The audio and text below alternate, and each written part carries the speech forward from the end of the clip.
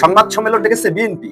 জুলাই সনদের স্বাক্ষরের পরে সনদ পরিবর্তন করা হয়েছে, আগে যা লিপিবদ্ধ ছিল তা এই স্বাক্ষরের পরের সনদে নেই। আসলে আর কত সংবাদ সম্মেলন ডাকবে বিএনপি?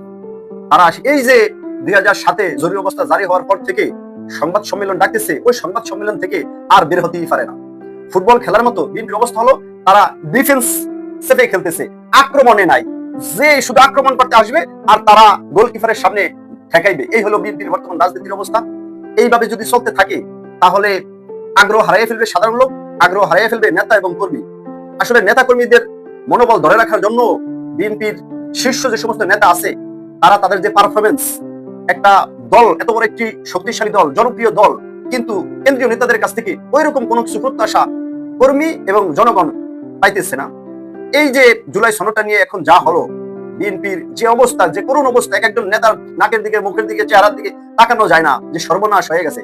কিন্তু তারা তো বিজ্ঞ এবং অভিজ্ঞ একটি দল, নেতা, তাদের দীর্ঘ জীবন, রাজনৈতিক জীবন, তাদের বিভিন্ন সোর্স আছে, লোক আছে, তাদের তো এটা জানা থাকার কথা যে তারা কাদের সাথে ঐক্যমত কমিশনে, সংস্কার কমিশনে গেছে।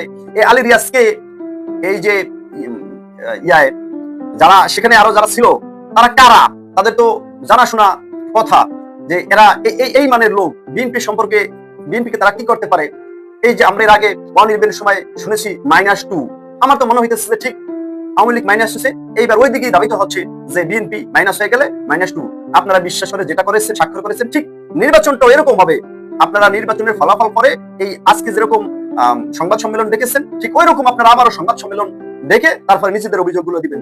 তার চেয়ে সময় থাকতে আপনারা এই সরকারের বিরুদ্ধে মাঠে নামেন, পদক্ষেপ নেন। ষড়যন্ত্র হচ্ছে, এটা এই জুলাই সনদ আপনাদেরকে চোখে আঙ্গুল দিয়ে দেখিয়ে দিয়েছে যে সামনে নির্বাচনে আপনাদের সাথে কি হবে। সময় থাকতে যদি পদক্ষেপ না নেন, তাহলে সময় চলিয়া গেলে নাই ফল আসে, অসময় শুধু কেটে যাবে হাহু তাসে। এই অসময় শুধু হাহু তাসে কেটে যাবে, সময় চলিয়া গেলে কোনো ফল আপনারা পাবেন না।